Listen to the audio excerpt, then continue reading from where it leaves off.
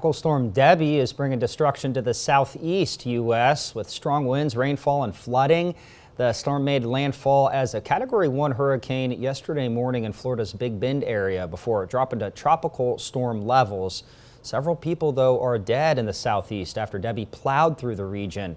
Its max sustained winds were 45 miles per hour, and it was moving at a slow 6 miles per hour. The National Hurricane Center says some re-strengthening is possible tomorrow and Thursday when Debby moves off the southeastern U.S.